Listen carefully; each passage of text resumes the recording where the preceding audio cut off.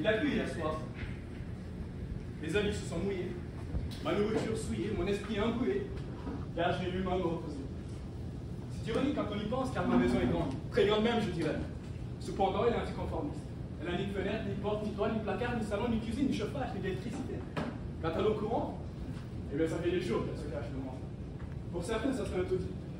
Mais pour moi, c'est un palace, car je n'ai que ça. Je la découvre, la redécouvre, j'apprends à la connaître sous différentes facettes. Mais entre nous, c'est toujours la même, on s'entend. Toujours, il me plaît comme vous. Étant petit, je voulais toujours quelque chose, que ce soit cette nouvelle paire de souliers ou cet appareil d'un écrit, je le voulais toujours. Toujours. Toujours. Est-ce que je le savais? Oh que non. Oh que non. Est-ce que je le voulais? Oh que oui. Oh que mais alors qu'est-ce que je faisais? Eh bien, je les volais, aussi simple que ça. Quelquefois, ça marchait. Parfois, je me faisais prendre. Parfois, je regrettais. Dans certains moments, j'oublie.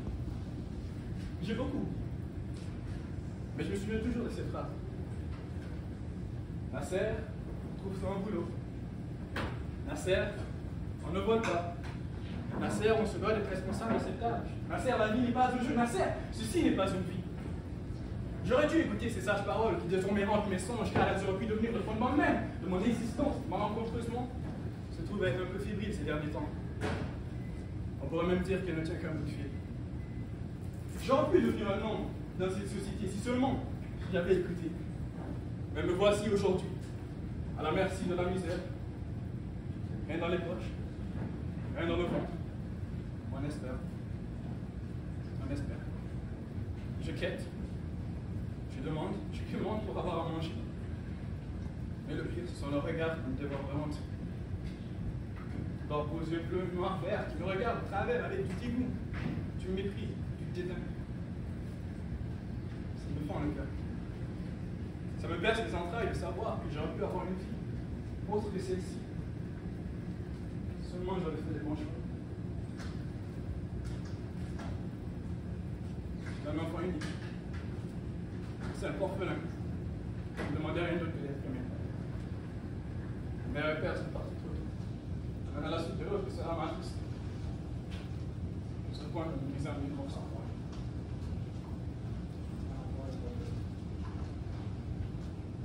J'étais seul dans cette solitude. Dans ce monde de vautours, de mesquins et d'égoïstes. J'ai pu les combattre, ça fait le temps. Et aujourd'hui, je suis prisonnier de mon propre destin. Elles ont pris le dessus. Je ne peux plus penser sans qu'elles s'incrustent, sans qu'elles s'implantent au plus profond de mon âme et qu'elles me répètent. Pourquoi t'as couché? Pourquoi vouloir me combattre alors qu'on est ton seul refuge, ta seule et unique salvation? Pourquoi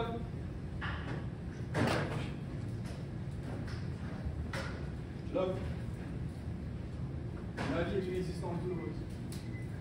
Je voulais vivre, mais je ne fais que survivre, mais subir cette maltraitance qui pourtant est humaine.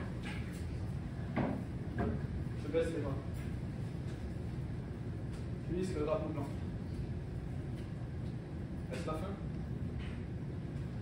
Est-ce ma fin? Oui. Oui. Oui. Non.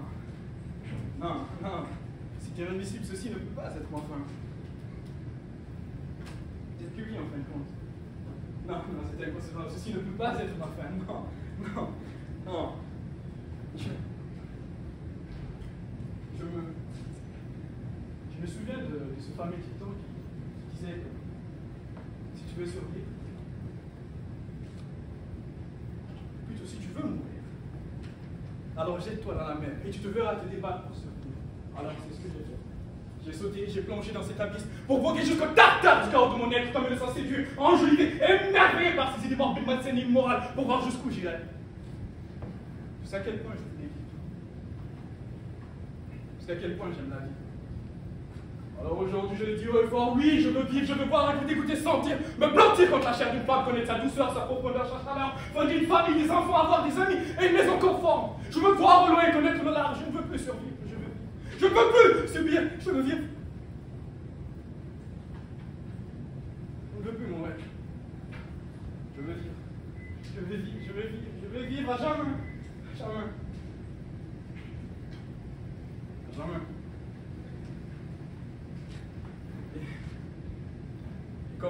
le sage de mon village.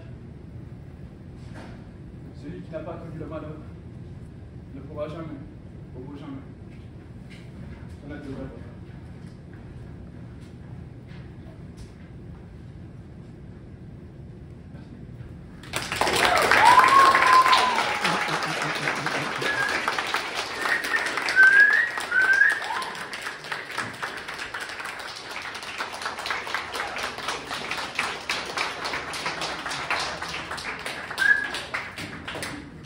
Voilà, c'est vraiment juste ça.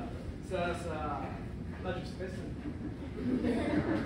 Mais en tant que tel, c'est vraiment juste ça. C'est juste 1, 2 $, 5, 10 pour les fortunés, un bonjour, un bonsoir, comment allez-vous, vous allez bien. Juste un petit bon, un off. Juste ça. Juste ce petit geste qui suffit vraiment d'égayer leur journée et de changer la manière dont ils voient le monde. Il faut faire attention à comment vous êtes dans vos regards parce que vos regards ont l'effet d'une bombe sur leur cœur. Vraiment, pour certains, c'est dévastateur.